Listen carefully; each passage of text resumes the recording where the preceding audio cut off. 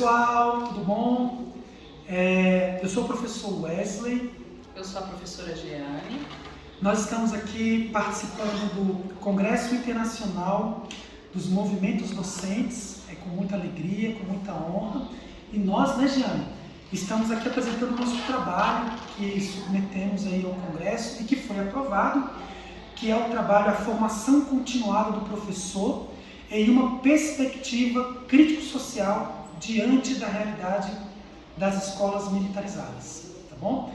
Esse trabalho ele foi um pouco baseado em duas vertentes, uma vertente sobre a ótica da formação do professor mesmo, que aí a gente vai estar esmiuçando um pouquinho para a gente, vai estar falando um pouquinho acerca disso, mas também baseado sobre o processo, né, Jeane, que vem acontecendo já ao longo de alguns anos aqui no Brasil, que começou em alguns estados aí, no Paraná, no estado de Goiás, que é um processo de militarização das escolas públicas, e aí nós nos baseamos numa pesquisa de dissertação que foi feita na Universidade de Brasília, e nessa pesquisa, então, nós fizemos um link sobre essa formação do professor, que a gente vai trazer um pouquinho aí um olhar acadêmico, um olhar um pouco científico, que a gente tenta trazer aqui para vocês. E a partir dessa formação do professor, como que se traz, qual é a grande perspectiva nossa, a grande questão que a gente traz aqui para esse congresso do movimento docente, para que os nossos pares, para que as nossas colegas, para que os nossos colegas em todo o Brasil possam pensar o seguinte: essa formação do professor vai dar possibilidade de saber lidar com escolas militarizadas, entendendo como é que essas escolas militarizadas elas funcionam. Então, eu acho que falando um pouco dessa introdução, né, Jeane, essa problemática que a gente tenta mostrar aqui, e para não me estender muito, então eu vou passar agora para a professora Jeane. Eu acho que a gente pode, nesse primeiro passo, estar se apresentando rapidamente. Então a Jeane vai se apresentar, dizer quem é. Eu falo muito, né, Jeane? Depois eu me apresento. Eu sou a professora Jeane, trabalho na Secretaria de Educação do Distrito Federal. No momento estou na supervisão pedagógica e vou trazer um pouco sobre a formação docente para vocês.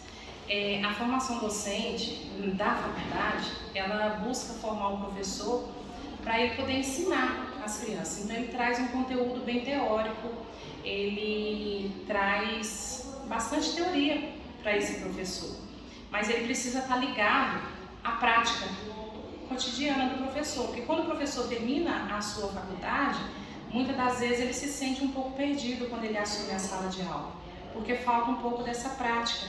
E como diz Lombardi, né, a educação ela precisa estar mudando dia a dia, como vem acontecendo com o mundo. O mundo muda, né, todos os dias, e a gente precisa acompanhar essa mudança. E a faculdade ainda se baseia em conteúdos fixos e precisa estar acompanhando isso. E como diz Libânio, ele traz que a teoria ela precisa estar ligada na prática, e a gente precisa fazer esse elo, ligar a teoria junto com a prática, para que o professor tenha uma praxis bem significativa e possa formar educandos emancipados, criadores, né, do seu próprio conhecimento, que possa assim transformar o seu conhecimento e poder utilizar no seu dia a dia o que é aprendido em sala de aula. Isso. Que é um caminho bem dificultoso, bem largo, mas possível. Sim. Quando o professor ele busca fazer esse elo e trazer um significado do aprendido. Quando o professor traz um significado para o que é ensinado em sala de aula, para a vivência do aluno, o que é aprendido em sala se torna mais significativo e de mais fácil compreensão e mais prazeroso também. O aluno ele sente mais prazer em aprender, porque ele vai entender como ele vai aplicar o que ele está aprendendo em sala. E isso facilita tanto para o aluno, que vai colocar em prática o que está aprendendo, e para o professor, que vai sentir significado no que ele está ensinando no seu dia a dia em sala de aula. Perfeito. E aí o papel da faculdade, né? A faculdade tem esse papel muito importante, né, Jeane? De ser esse mecanismo, esse suporte de tentar trazer essa formação, né, a esse docente. Mas, infelizmente, você coloca que isso não tem sido possível, né?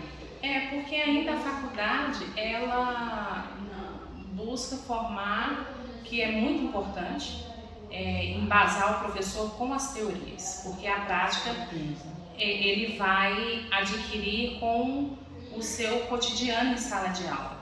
Mas ele precisa fazer esse elo, ele fazer essa ligação, ele trazer o significado do que ele está aplicando em sala e embasar essa prática diariamente nas teorias que aprendeu lá na faculdade.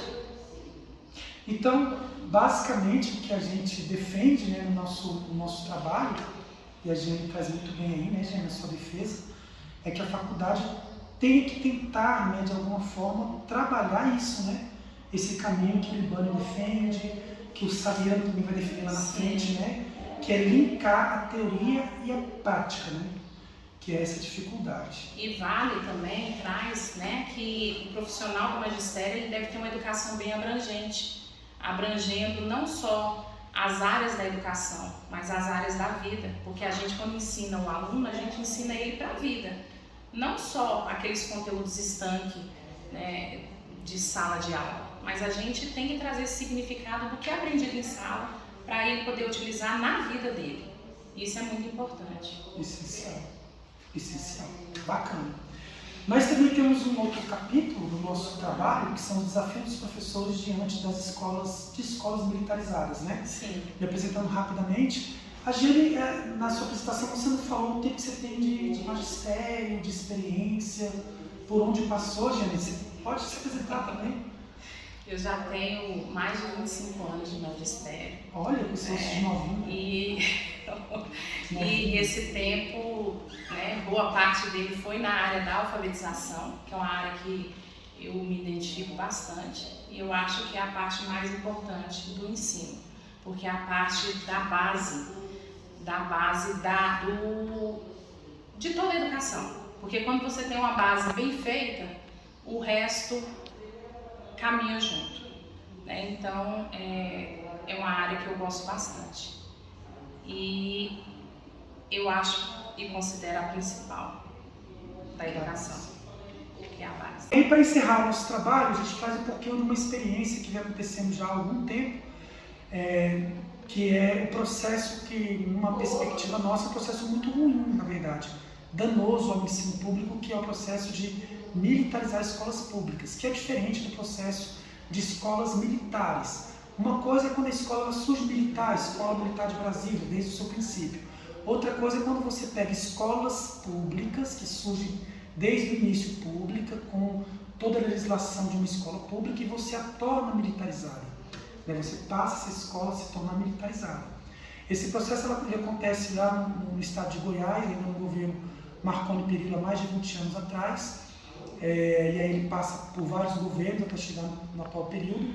Também ele aconteceu no governo do estado do Paraná, coincidentemente os dois governos do PSDB, e ele vem se repetindo também aqui no Distrito Federal. Meu nome é Wesley, sou Wesley Garcia, sou professor aqui da rede do Distrito Federal há 10 anos, fui do estado de Goiás, no município de Valparaíso, pela prefeitura também durante 10 anos, então eu estou vivenciando esses dois momentos, eu pude presenciar esses dois momentos.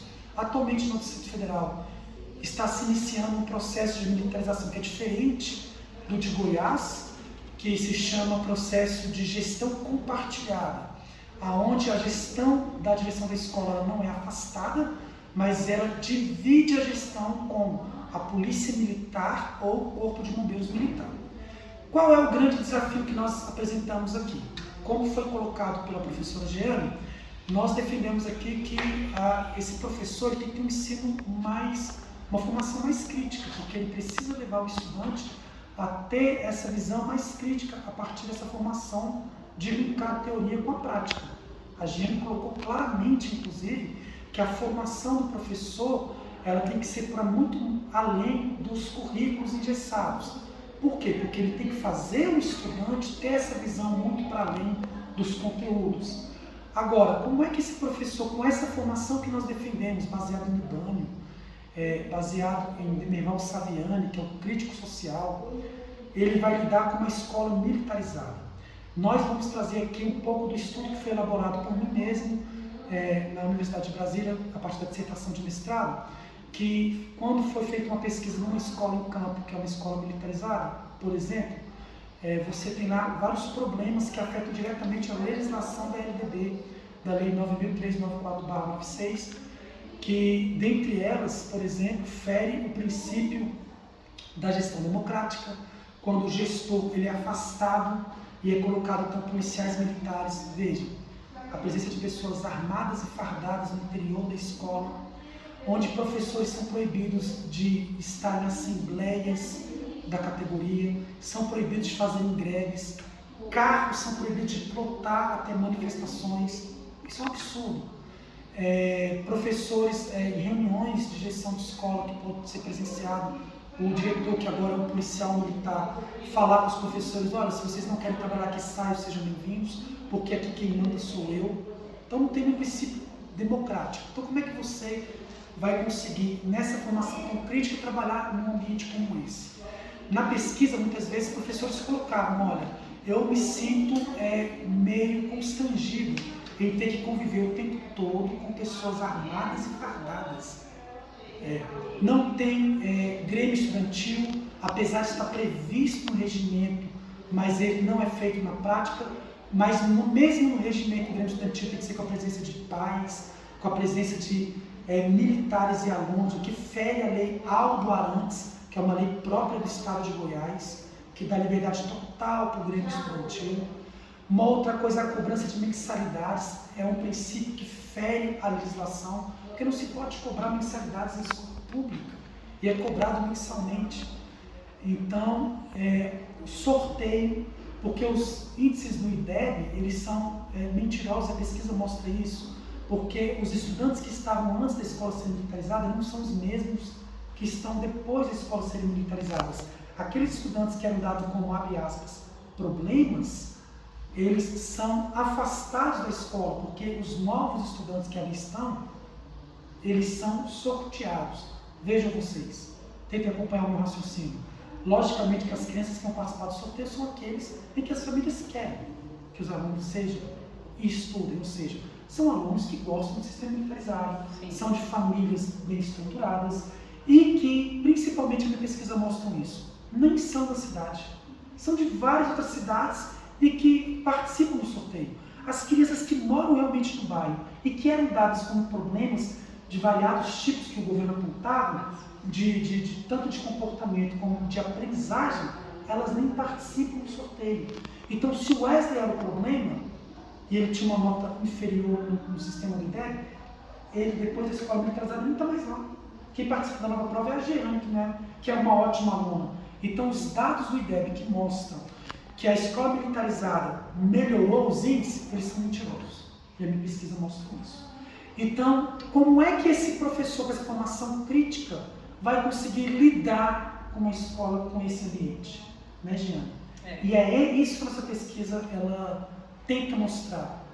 Temos resposta para isso? Não, não temos. A gente apresenta aqui para o Congresso essa grande interrogação. Você quer falar? E a gente, com esse trabalho, a gente vem, não trouxemos afirmações, mas indagações, para a gente poder repensar essa formação do professor crítico, para formar um aluno crítico numa sociedade ainda tão tradicional. E fica aí a nossa mensagem. E eu acho que a gente encerra por aqui então a nossa participação. Estamos muito gratos de terem aceitado o nosso trabalho e dizer que é uma honra para nós estarmos aqui, tá bom? Obrigada. Obrigado e um abraço a todas e todos. Até mais.